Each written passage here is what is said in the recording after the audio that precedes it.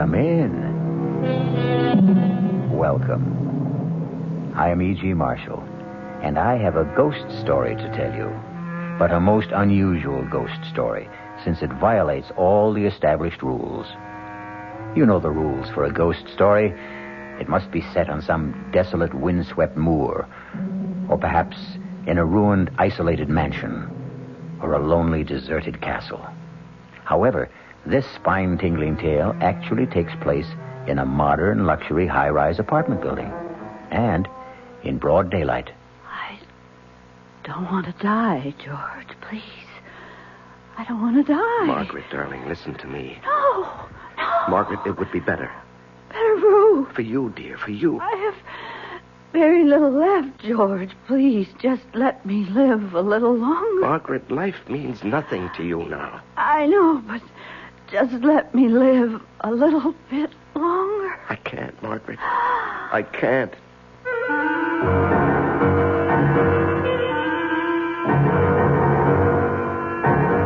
Our mystery drama, The Man Who Heard Voices, was written especially for the Mystery Theater by Sam Dan and stars Larry Haynes.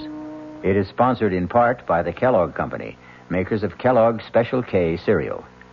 I'll be back shortly with Act One. Hi, son. Hi, Mom. Hi, Dad. Hi, Junior. Kellogg's Special K presents Junior Gives Up. Junior, why aren't you eating your Special K? It's your favorite cereal. Oh, just 'cause. Just 'cause why, honey? Just 'cause Darla said some evil things about it. That's just 'cause why. Hi, Mom. Hi, Dad. Hi, Darla. Hi, sis. Hi, Junior. Darla, what did you tell Junior about his Special K? Daddy, all I told him was that Special K is good for him. Yeah, and anything that's good for me never seems to taste But, good. Junior, you already know that Special K tastes good. Who do I believe? Darla or my taste buds? What's that, son? Oh, nothing, Dad. Son, Special K is America's favorite high-protein cereal. It's got minerals, vitamins, iron, and all those good, nutritious things. But it got to be so popular over the years because it tastes good, too. You mean it's good for me and tastes good, too. Right, son. Right, Dad. Right, Junior. Right, Mom. Right indeed. Start your balanced breakfast with Kellogg's Special K. It's nutritious and delicious. Right, Dad. This is WOR New York, your station for the Mystery Theater.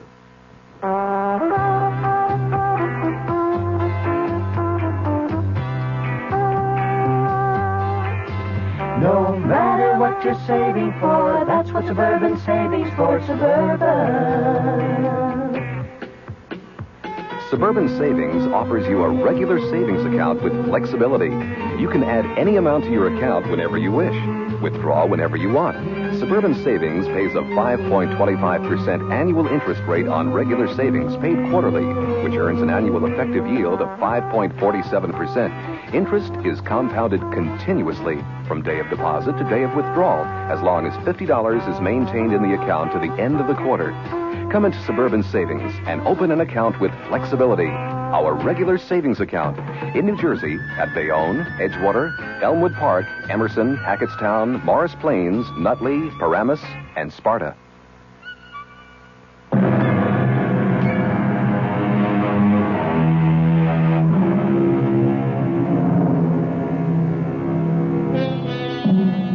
At 42, George Wesley Sanderson is handsome, intelligent, and wealthy. He is married to a most beautiful woman.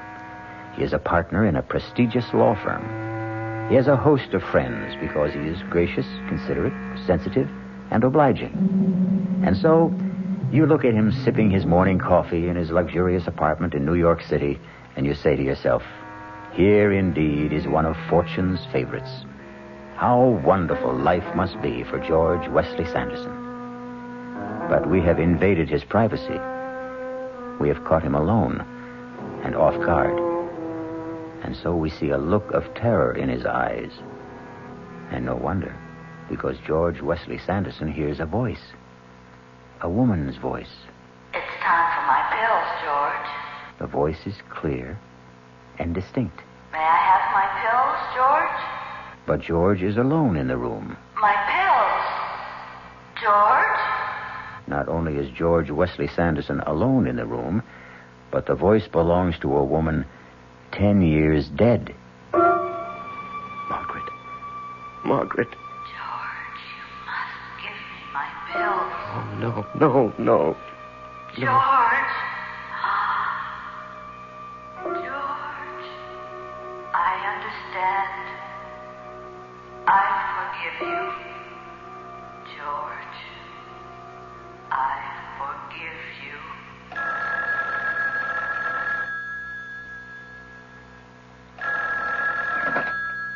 Hello? Georgie, get on the 10 o'clock plane and come down. Georgie, are you there? Yes, I'm here, Sally. We all decided that you should be down here. Well, Well, you what? Are you all right, George? yes, I'm fine. Good. Get on the plane. Well, darling, somebody has to work. Oh, come on. That silly place runs itself. Goodbye, dear.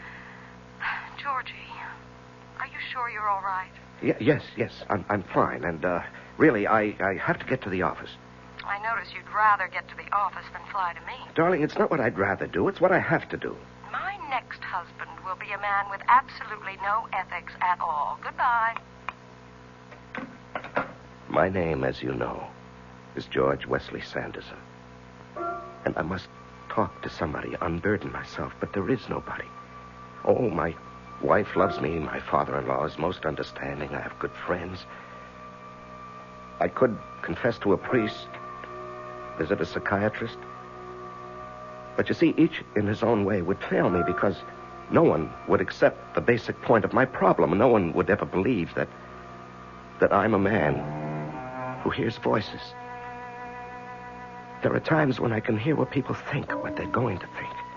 And there are times when I can hear people who are miles away or even dead. It started, 15 years ago. I was married to my first wife then. Her name was Margaret. She was 23 years old, vivacious, active, loved sports. She could even beat me in tennis, but she did it with such charm, I didn't mind it a bit. That's out. Oh, that looked into me. Okay. If you want the point, you can have the point. You should have a handicap anyhow. Okay. Just look out for this ace. An ace. How'd you like that, huh? I say, how'd you like that? Margaret? Margaret, is something wrong? No. I'm fine. Well, you had a funny look on your face. Did I? It's just... Just what? Nothing. I just had a funny little twinge in my back. But it's gone now. Your serve. Then and there, I heard a voice. It was the voice of our doctor. You both should know the truth. We don't know what's wrong with Margaret. She won't be able to walk. She'll have to stay in bed. For a while, anyway. These pills will keep her alive. Exactly 1 year later, the doctor spoke those very words to us in the hospital.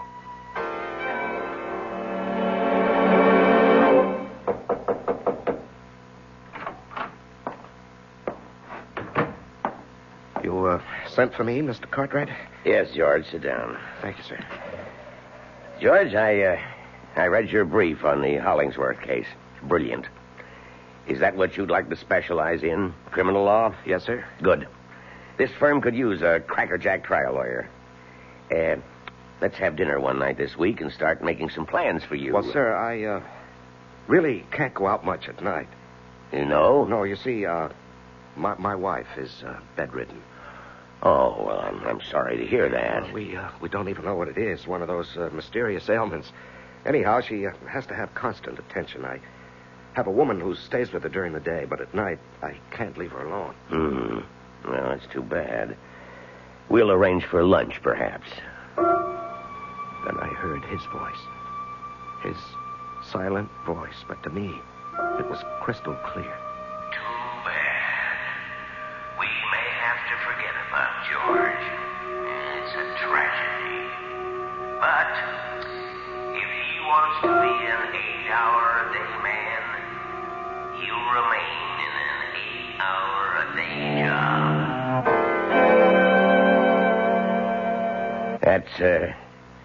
That's all for now, George. I just wanted to let you know how pleased I am with your work.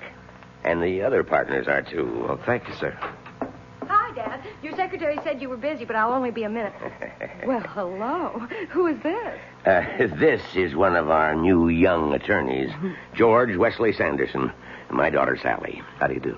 George Wesley Sanderson. Even sounds like a great lawyer.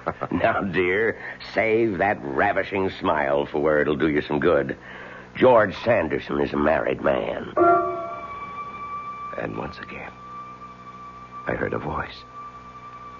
Sally's voice. I don't care if he is married. I want him. I never believed it, but now I know it's absolutely true. There is such a thing as love at first sight. I love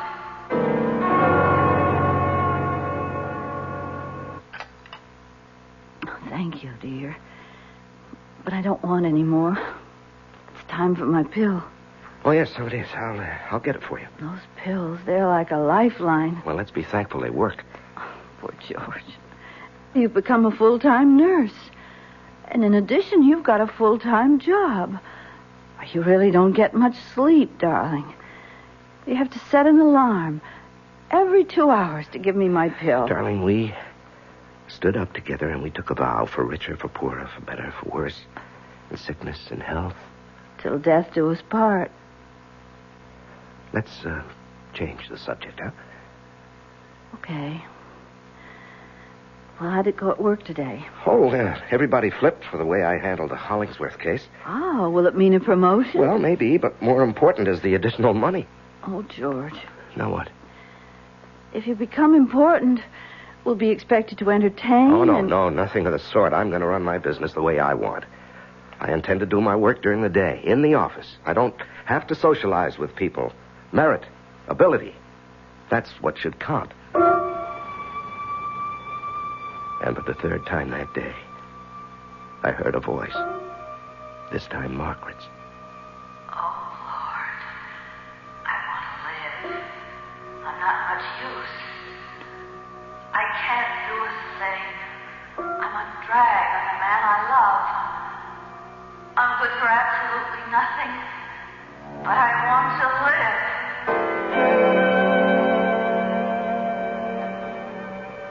And we have a clear precedent here. When Theodore Roosevelt was police commissioner of the city of New York, the question of injury incurred while making a citizen's arrest... Do you always talk to yourself? Oh, I happen to be dictating into this recorder. How did you get in here? Being the boss's daughter ought to give a girl certain privileges. I came by hoping you might have pity on me. Pity? I'm famished. You might take me to lunch. Well, Well, what? It wouldn't hurt you with the chief. Might even pave the way to a promotion. Well, on the other hand, it might backfire. How? Well, how does your father regard married male employees who take his daughter to lunch? I don't know. It's never happened before. As you legal types might say, there are no precedents. Come on. Take a chance. Live dangerously. I'll give my hat.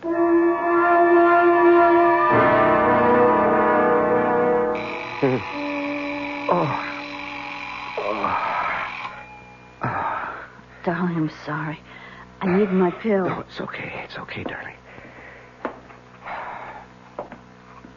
Here you are, dear. Thank you. There. Now, just let me set the alarm again. You must be exhausted. No, not really. Are you feeling any better? Yes, a little.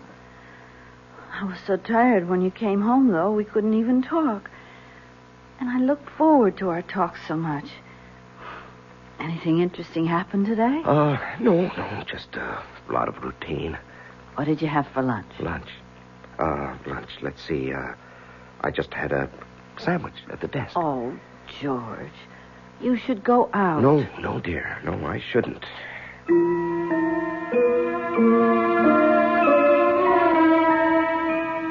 But I did. She would drop by 2-3 times a week. And it just became, well, a thing we did. We were friends, that's all. I knew she was in love with me, but I was discovering something else. Something very unsettling, very disturbing. I was falling in love with her, too. I tried to fight it. How about right here? Okay. There. Well, now that we've scared away every fish between here and Europe... I wouldn't know what to do with a fish if I caught one. Well, let's just drift for a bit, huh? You didn't have to say that. Say what? Drift. Haven't we been doing just that since the day we met? Yes, I suppose we have. What are we going to do, George? I don't know. I'm willing to settle. Settle? For half a loaf. Oh, no, that wouldn't work. After a while, you'd get to hate me. No, George, I wouldn't. Well, I'd hate myself. Do you still love her? No. No, it's a terrible thing, but I don't love her anymore. You know, that happens to people. Just as they can fall in love, they can also fall out of love. It's just that the timing and the circumstances are bad for Margaret and for me. But if you no longer love her... Well, how could I ever divorce her? Hey, where are we going? I don't know. But the one thing I can't do is just to stand still.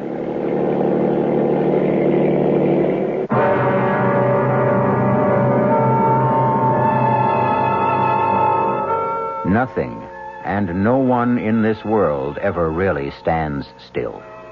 Wheels are always turning. Gears are shifting. Minds are changing. Perhaps slowly, imperceptibly, subtly. Even a marriage vow contains the seeds of its own dissolution. For it says, "Until death do us part." We'll be back shortly with Act 2. Thank you. More than 75,000 letters, and they're still coming in. I am High Brown, producer of Radio Mystery Theater.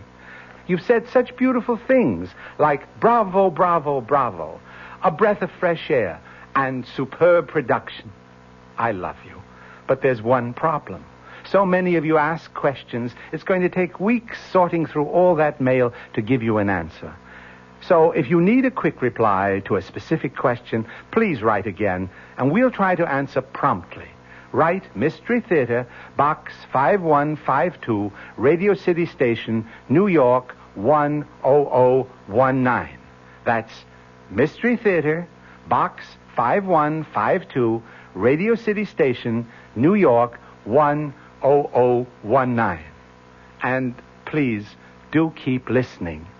We hope Radio Mystery Theater is here to stay. WOR New York, your Mystery Theater station. Hey, Ma, what's for dinner? Hey, Ma, what you got? Hey, Ma, will it be much longer? My hunger's getting stronger and I can't wait. She loves her family. She wants the best. She does all that she can do. She lets ShopRite do the rest. Hey, Ma, what's for dinner? Hey, Ma, what you got? Here's a dinner suggestion from your ShopRite supermarket. Grade A Rock Cornish hens, just 59 cents a pound. U.S. #1 Idaho baking potatoes, 5 pounds for 79 cents. And for dessert, Flavor King ice cream, half gallon, 69 cents. She wants the best. She does all that she can do. She lets ShopRite do the rest.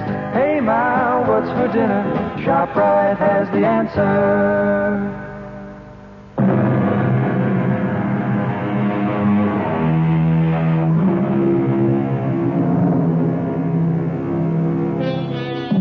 George Wesley Sanderson is in a motorboat just off Long Island on a beautiful day with a beautiful woman who loves him. And to make it perfect, he also loves her. However, there's a complication. George Wesley Sanderson is married, and he takes his vow seriously. We'll do something, Sally. You'll have to do something, George. People don't stand still. Yes, I know. You can't freeze a relationship. It grows better every day or it becomes worse.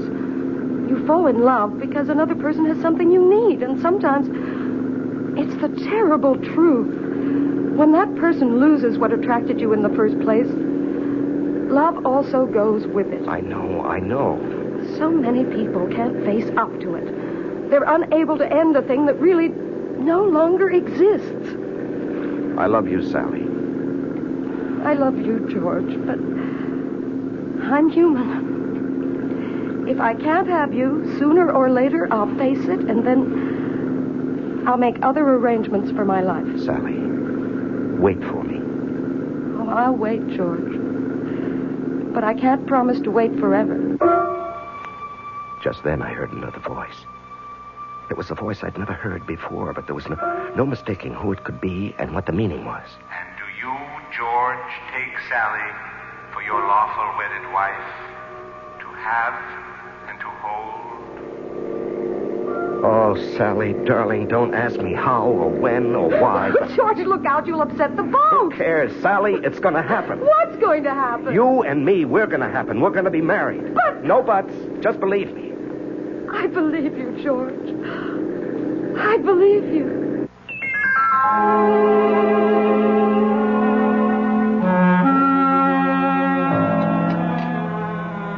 That was good. I was so hungry. Oh, Margaret, that's a good sign. Oh, I don't know. Sometimes I just wish... What? What do you wish? Oh, nothing. I don't want to talk about it. Well, now, you must have had an interesting morning. Oh, just so-so. Well, what was it? What did you have to do at the office? You never did tell me. No, I didn't. Well, we had to take a deposition. Oh? And we just spent the morning listening to witnesses. And, Margaret? What? Oh, dear, what is it, George? Don't close your eyes yet. It's time for your pill. Here, take it down with some juice. Oh. You know, that's all we'd have to do, just forget one pill. Oh, George, darling, maybe we'd both be better off.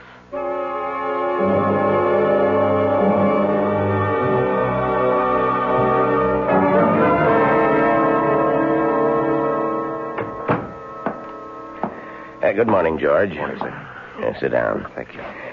Now, George, I want you to go to Washington. I know you have personal problems. Yes, sir. I want you to argue the Stillwell case before the Court of Appeals. Well, sir, you can win this case for us. You're a natural. Lawyers like you come along once in a generation. Yes, but Mr. Cartwright... The trial date is in 6 weeks. Now, I'm sure you can find a way to resolve your problem. You can buy nursing care while you're gone. Sir, it's more than that. I'm sure it is. Now, I don't want to intrude in your personal affairs. Although I understand I'm indirectly affected. My daughter, evidently, is quite taken with you. Well, that's between the two of you. I assure you. Of what? The two of you are in love. It's a very difficult situation. But it's your situation. For my part, I need you for the Stillwell trial in Washington. Now, don't give me your answer right now. And then I heard a voice. And this voice I knew very well because it was my own voice.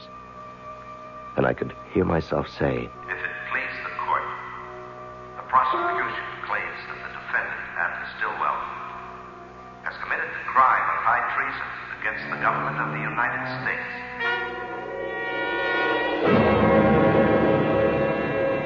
George? George! Oh, what? Well, that's what I want to ask you. What happened? You turned pale. Is everything all right? Oh, yes, sir. Yes, sir, everything's fine. Just fine. I believe that I will be able to plead the Stillwell case after all.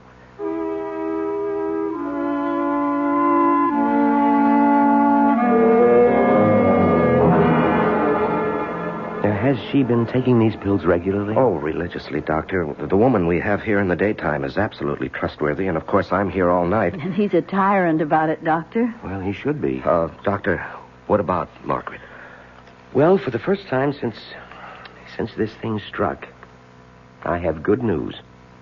Good news? I say good. These words, good and bad, are relative. Yes, but what do you mean by good? Well, for the first time, I can detect no further signs of deterioration. I see. Unless some other complication occurs.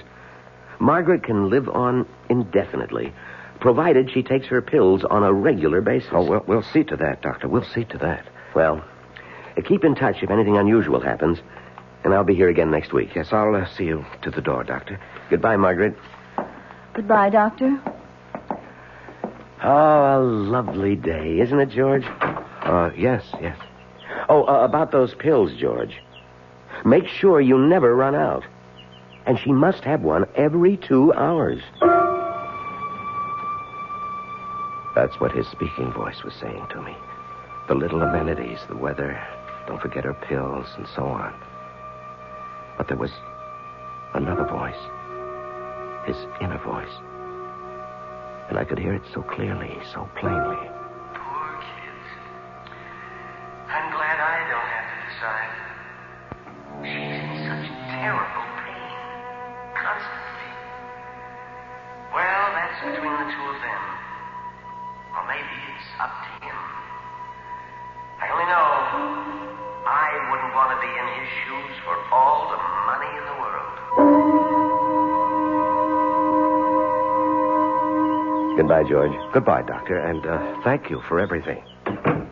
George? George? Yes, dear. I'd like a pillow. Yes, dear, I'm coming. Here we are. Now, does that feel more comfortable? Mm-hmm. I think so. Margaret, look at me.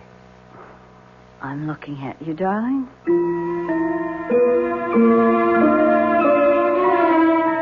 I wanted to hear her voice. Not her speaking voice, but her thinking voice, her feeling voice, the way I'd heard it once before. But this ability, this gift, this talent, call it what you will, doesn't work at my command. It comes and goes of its own accord. I wanted to know how she felt, what she really wished for. If a certain decision was to be made, I wanted her to share in it, but try as I might, I simply couldn't hear her inner voice. And I knew that the decision, one way or another, would have to be mine. All mine, mine alone. I'm looking at you, darling. Margaret, are you in pain? Oh, doesn't matter, really. The pill takes care of it. Oh, it's such a miraculous pill. It takes care of everything. Oh, I think I'd better sleep for a while, George. I just want to sleep. Margaret, what do you mean? Please tell me, what do you mean by sleep? Margaret? Oh, yeah, I'll get that. Hello? George? Oh, yes, Mr. Cartwright. Can you arrange to fly to Washington a week from Friday? A week from Friday? Yes, for a pre-trial on the Stillwell case. Well, sir, I hadn't expected Well, you told me just yesterday in the office that you'd handle it. Well, yes, sir, but that was because I thought I had 6 more weeks. Well, you do. This'll just involve you down there for a day or two this time. I understand. I'll have Miss Gordon book your flight. Well, a week from Friday, that's about 10 days, isn't it? Yeah, well, we'll have all the papers for you at the office tomorrow. And I'm taking you off everything else. Just remember, we want this case. Yes, sir. Goodbye, George. Goodbye, sir. George? Oh, darling, I thought you were asleep. The ringing of the phone woke me. I thought it was the alarm for my pill. Oh, no, we still have another hour for that. Now, what's supposed to happen a week from Friday? Just a lunch date with Mr. Cartwright and a client. He must like you a lot, doesn't he? Well, I'm not really a bad lawyer. Oh, George. I wish I could be of help to you. I wish there was something I could do.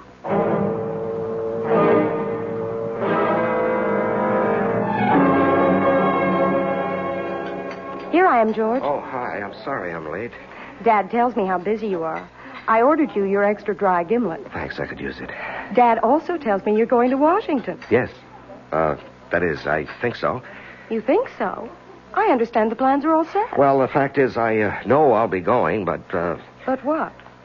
Oh, nothing. Once the trial begins, there's no telling how long it may run. These government things can go on for months. Yes, I know. How about... How about Margaret? Yes, Margaret. Let's not talk about Margaret. But, George... Please. I said I'd be satisfied with half a loaf. Right now, I don't want to talk about it. But, George, I'm entitled... There are things I must decide. I want to help No. you. But when people are in love, there should be no barriers. Nothing held back. Sally, Sally, you have a lot to learn about love. George, I won't be spoken Please, to. Sally, don't press me. Don't push me, huh? I don't care who you are, how deeply you love. There are certain things I must decide on my own. George Wesley Sanderson is faced with a decision. And it's a decision a man doesn't make lightly, nor does he make it every day. Because what George must decide is whether or not to kill his wife. We shall return shortly with Act 3.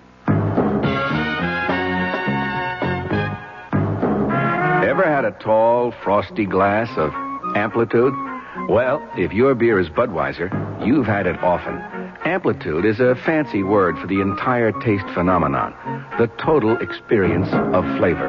Next time you take a healthy swallow of Bud, watch what happens. Think about the sensations you're experiencing.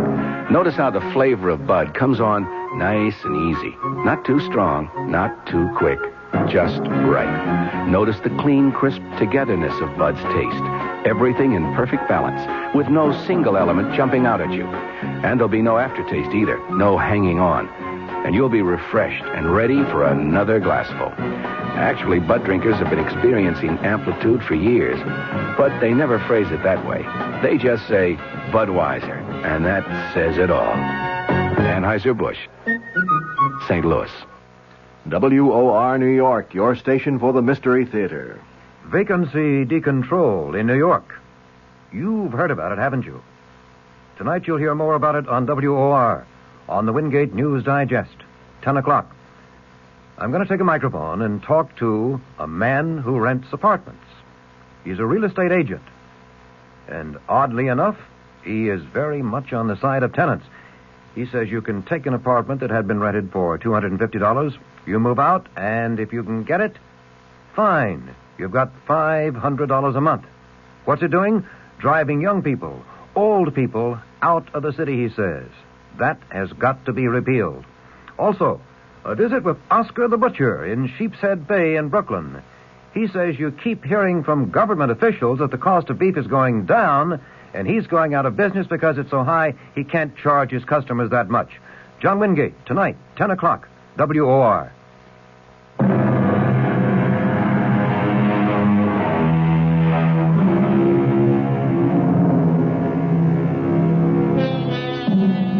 It is 1 minute before 2 in the morning in the apartment of George Wesley Sanderson. An alarm clock is set to go off exactly on the hour.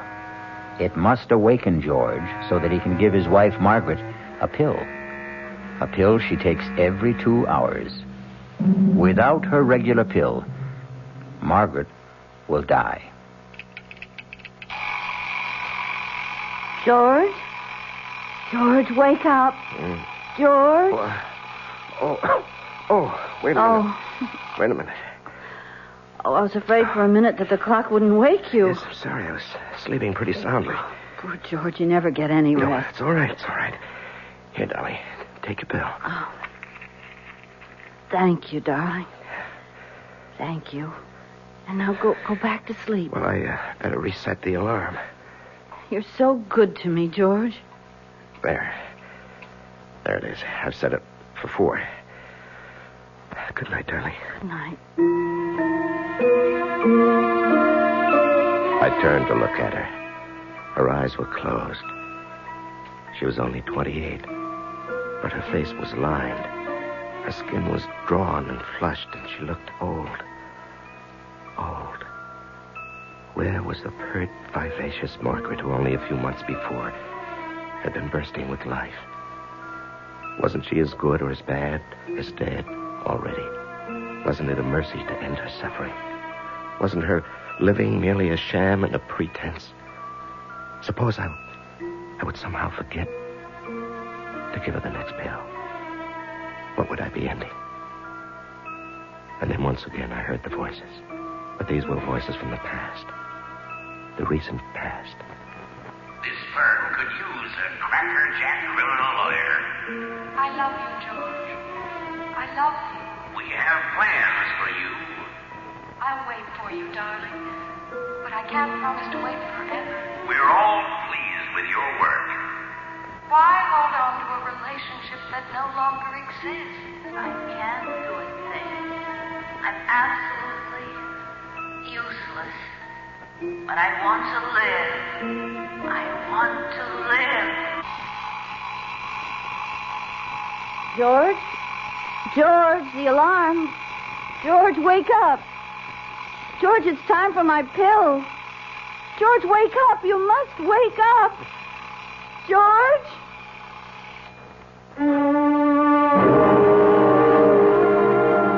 I heard the alarm, Margaret.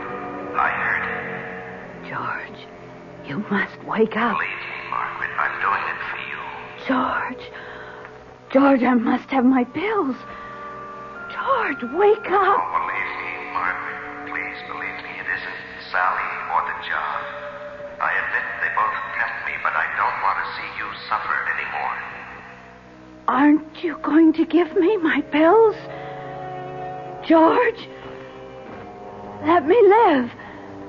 Just a little longer, please. And I'm so tired, Margaret. So tired.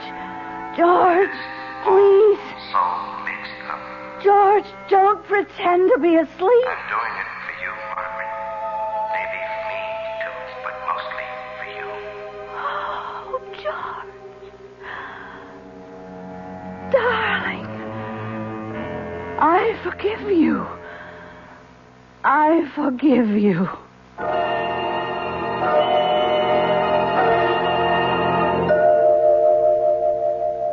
Sit down, George. Sit down. Now, you didn't have to come into the office today. Yes, I know, sir, but she's been dead a week, and, well, things go on.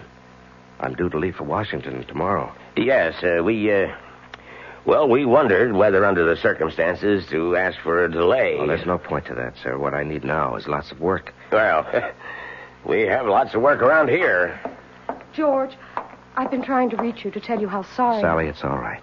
Now, there is a possibility that you people have something to discuss. Excuse me for a moment. Well, Sally, here we are. Yes. How did it happen, George?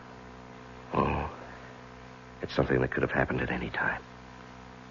She just fell asleep and she didn't wake up. And now what, George? And now we can be married. That is, if you'll still have me. Oh, darling. I have to go to Washington. I'll go with you. And you know, of course, what Dad's been talking about. Well, actually, I don't. Well, we're fairly direct people, all of us. Dad was saying that since you and I would be married, there'd be a partnership in the firm as well. Mm-hmm. Well, as long as we're fairly direct people, I may as well tell you that I deserve it. Darling, do you know that this is the first time I've ever seen you smile? Oh, I smile all the time. You listen to me, George Wesley Sanderson. You're going to live. You're going to travel. You're going to mingle with all the people worth knowing in government, politics, the theater, art. Wait. Now, when do I work? Oh, you can work as hard as you like. As long as you remember you have to play hard, too. When do we start? Right now. That was, 15 years ago? I was 30, she was 25. And the years haven't changed either of us. Well, not very much, anyhow. Life has been full of excitement, zest, and, of course, satisfaction.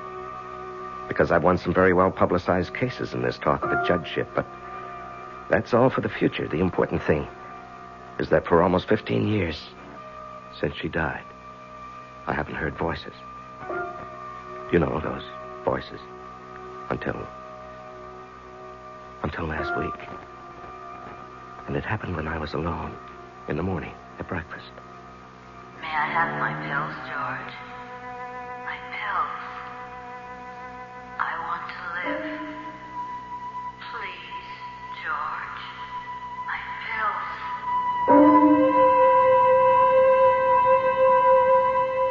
And I've kept hearing them. I don't know what to make of it, because after all, she did say she's forgiven me. Why should I hear her now? Why? I don't understand it. Why now?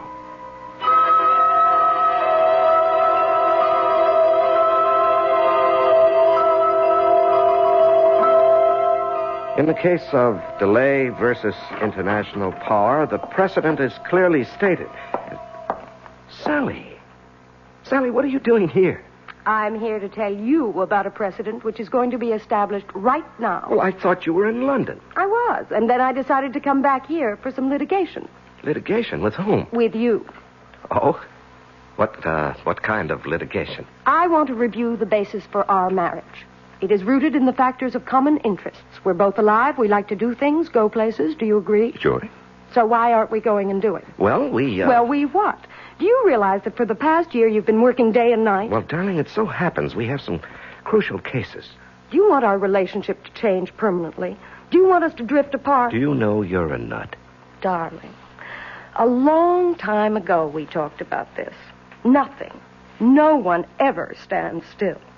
People change, and if they do, so does the basis of their relationship. All right.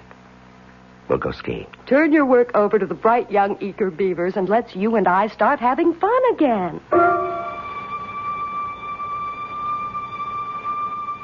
And we did. We traveled, we played, we danced, we enjoyed ourselves.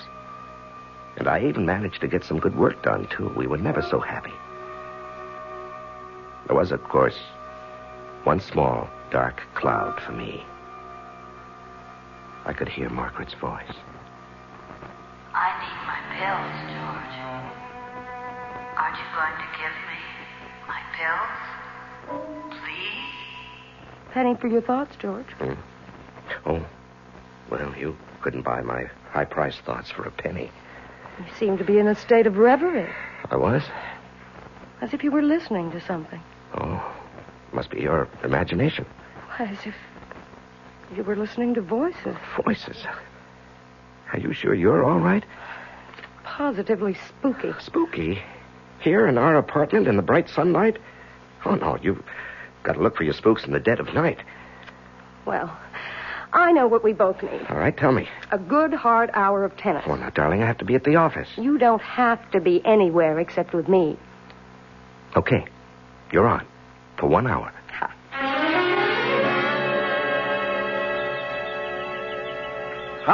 That's out. This set has one more game. Your luck won't hold forever. Oh, no, I don't need luck. I happen to be good. Oh, that was definitely out. I think I'm going to break your service. Well? George, what's the matter? It's nothing, dear. Well, I'm waiting. Serve.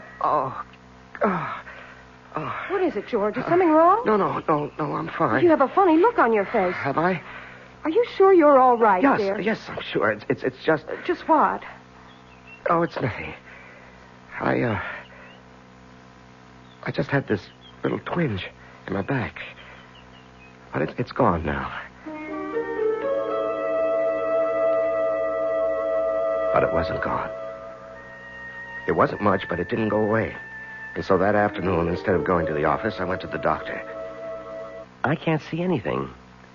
Could be a muscle strain. Try a little heat at home. If it persists, we'll give you some physiotherapy. Doctor, it's nothing serious, would you say? Well, right now it doesn't look serious. I looked very hard at the doctor.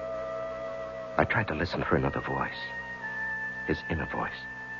Perhaps a voice he didn't even know he had. The voice I'd heard 15 years before with Margaret, when he predicted. But no, there was nothing. I sighed with relief.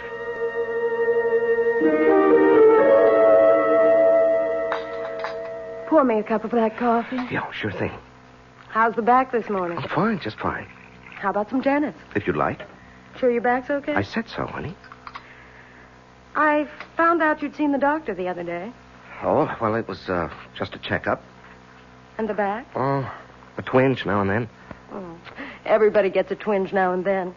Dinner tonight at the Caswells. I better call her. And then we'll try a few sets. Do you love me?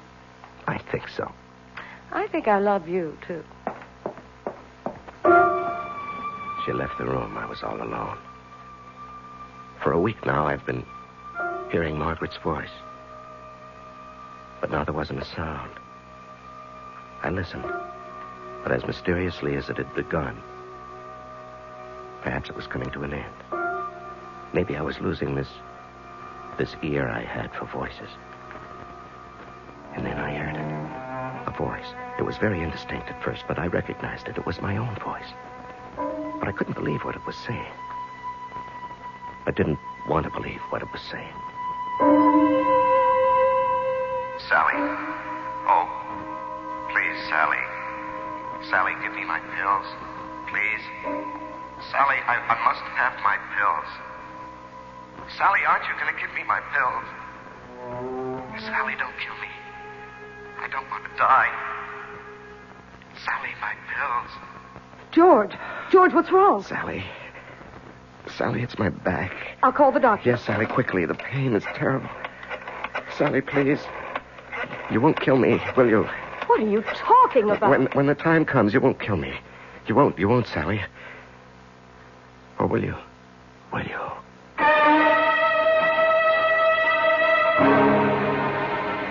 Who knows? George and Margaret, that's one story. George and Sally, that's another. Yes, we often think, many of us, how wonderful if we could only hear voices from the future. Voices that could predict our fate.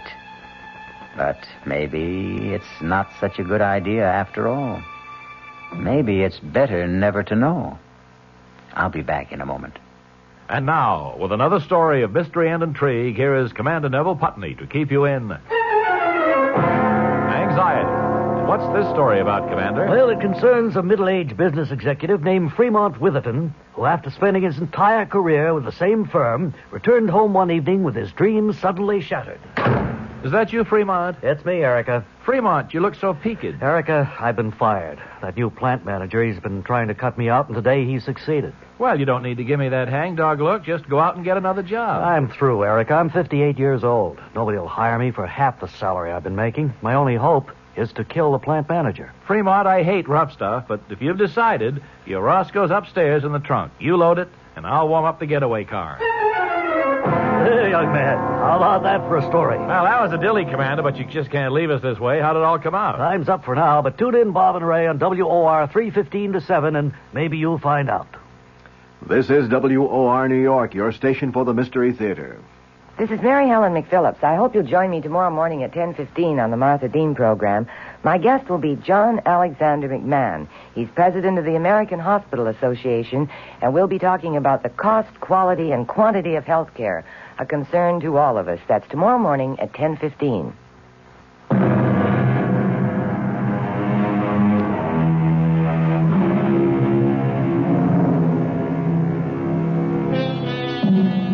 Voices. What are the voices we think we hear in the night? Are they merely dreams, fantasies, or our own wishes? Or are they real? And why shouldn't they be real? After all, reality is what we think it is, and ever so often, what we want it to be. One reality that you can count on is the absolute fact that we will be back here again with other voices to tell you another tale that will excite and amaze and perhaps cause just a tiny, delicious tingle of terror. Our cast included Larry Haynes, Augusta Dabney, Leon Janney, and Suzanne Grossman. The entire production was under the direction of Hyman Brown. And now, a preview of our next tale. I want a baby. Get on with whatever you have to do. First of all, this talisman. You must wear it around your waist. This package contains herbs. A special combination to relax you. That's the secret. To relax. That's all. For now. But one thing I must add. On the birth of the child, I will ask you one favor. You must promise to grant it. Take the talisman and the herbs.